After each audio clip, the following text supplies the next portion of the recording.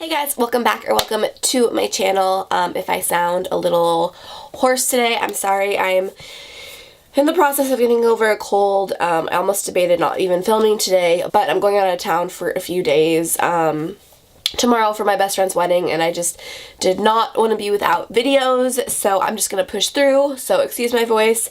But today we are going to be talking about the 3 new sponges from L'Oreal. So they came out with 3, and first of all, I love the colors. There's like a purple pink one, a bright yellow green one, and then a bright blue one. They're really, really pretty and just nice to look at. So they came out with 3, and the green/yellow one is their contour blending sponge.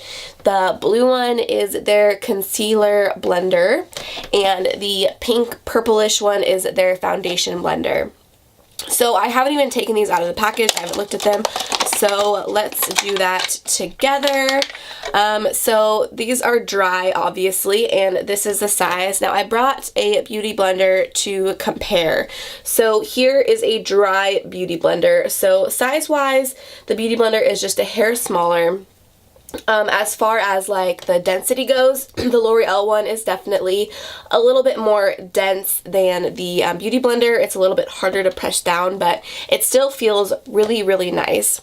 So let's look at the green one. This one is the one that I'm like most curious about. It's so odd looking. So that's what it looks like, and again, here is a dry beauty blender, and here is the size. This one's quite a bit more dense than the foundation one. It's pretty hard to squish it down, so we'll see how that goes. And then last but not least, we have, oh, this is a lot smaller than I thought it would be.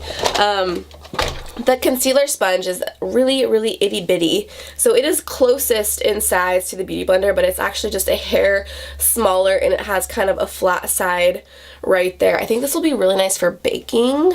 But okay, so I'm gonna get all these guys wet, and we will see what they do. Okay, so I got all 3 of them wet, and this green one plumped up in size so much. Like, I want to say this is almost triple the size of what it was dry. I don't know if you guys are going to be able to tell on camera, but this thing is freaking huge.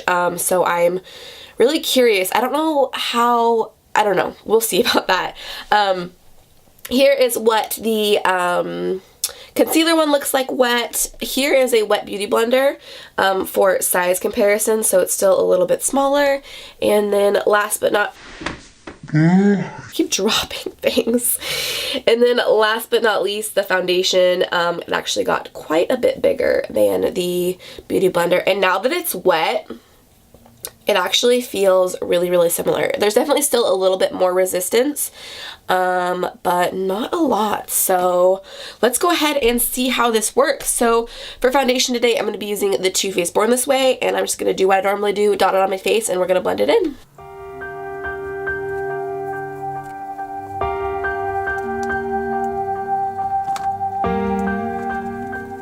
Okay, so I just finished blending in the concealer with this sponge, and honestly, I might like this one a little bit more than the Beauty Blender. What I like about it is that this part is flat, so I feel like I can cover like so much more surface area on my face as opposed to this one. It's just a little bit bigger, and I like that it's flat. It's just easier to use, I feel like. It's quicker to blend out the product.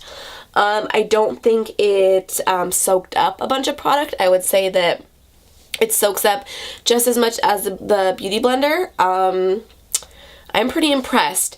So this sponge, you could definitely do concealer with it because it is pointed like that. I think that this is going to be great for concealer when you're in a pinch. So I'm curious to see how these ones compare. Actually, on the back of the box, it says to apply a small amount of concealer onto the blender and then blend it out. So I don't know how I feel about that. I think maybe on one side of my face I will try that, and then the other side I will just apply it straight to my under eye because that's what always works best for me, but we'll try it out. So for concealer, I'm just going to use the NYX HD, and I guess I'm just going to apply some to the tip.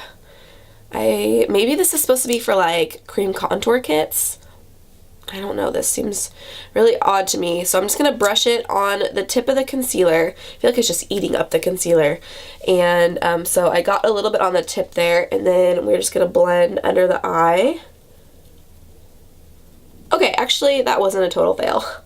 That actually works pretty well. So I'm going to leave no product on the flat side of the sponge because I'm going to use that side to bake. So I'm just working with the rounded point and blending out my concealer. I almost don't like how small this is. I feel like it's a little bit harder to hold on to. So now for the other side, we're just going to apply it directly under my eye like I normally would. I'm so in love with you.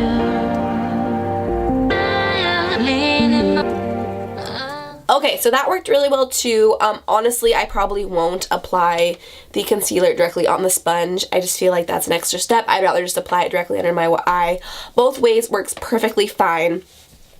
So before we bake, I'm going to try out cream contouring with this guy. So again, on the back of the container, it says apply a small amount of contour onto the blender and draw lines on your face using the sponge. Now, I don't have like a cream contour kit. The closest thing I have is the Smashbox, what are these called? Step-by-step contouring sticks. And so I guess, again, on one side, I'm going to try applying some of the contour stick on the sponge and drawing it on. And then the other side, I'm just going to actually draw it on and then blend it out. I guess I'll just use the smallest part and I'll just take a tip and I'm just going to draw some of the contour on. I feel like this is a really weird way to do things. Like, why would they want us to draw it on? Why can't we just apply it like we normally would with a brush? Like, what is the point of us applying it to the sponge first? Does anyone know? Comment down below if you do, because I just don't really understand it. Okay, so I've applied some contour to the tip of the sponge. So now we're just going to try and draw on. So I feel like this is really too thick to be doing this. It's because it's such a big sponge and you want to be precise when you're drawing on your contour lines. Yeah, that's going down way too far.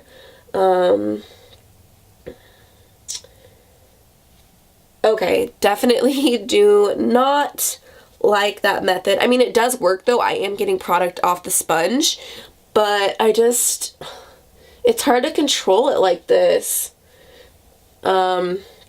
Yeah, not a fan of that way. So the other side, I'm just going to take the stick and as I would normally, I'm just going to draw my lines on my face and then I'm going to blend it out using the sponge. So far, this is definitely my least favorite sponge. I just feel like you don't need it. I feel like it's really, really big and hard to control.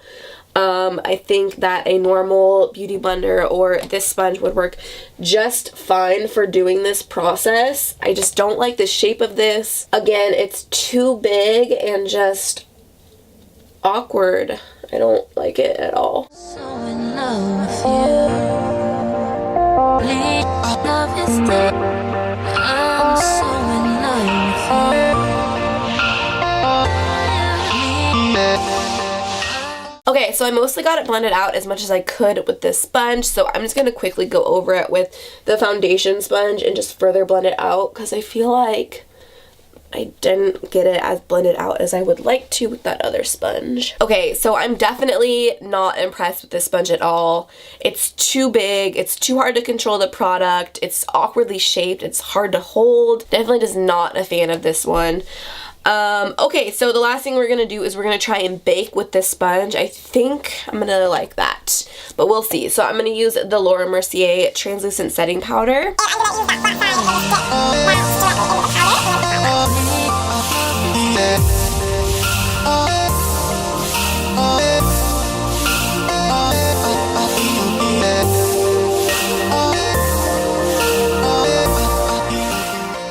Okay, so I definitely like this one for baking. I like that it's so small because it's really easy to just get in there, and I like that this side is flat. It's just super easy to work with. I think that this does work really well for concealer too, but I think that this works just as fine for concealer, and I would use this for baking, honestly.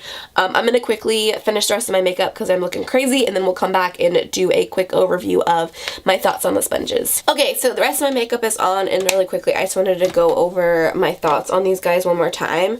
I really honestly think you can definitely do without this one. Honestly, if you're gonna buy one, buy the foundation one, because you can use this for all the things that you can use these sponges for. So if you're gonna buy one, definitely buy the foundation one. I think this is awesome. I think it's so similar to the Beauty Blender, and I almost like it a little bit better because I like how this end is flat. You can cover more surface. I feel like you can blend out your product a lot quicker with this than with the Beauty Blender. The blue guy, I definitely like. I think that if you want this for baking, I think it's a really good baking sponge. These retail for $7.99 if I haven't mentioned that already. But if you're gonna buy two, buy these two. If you're only gonna buy one, buy this one.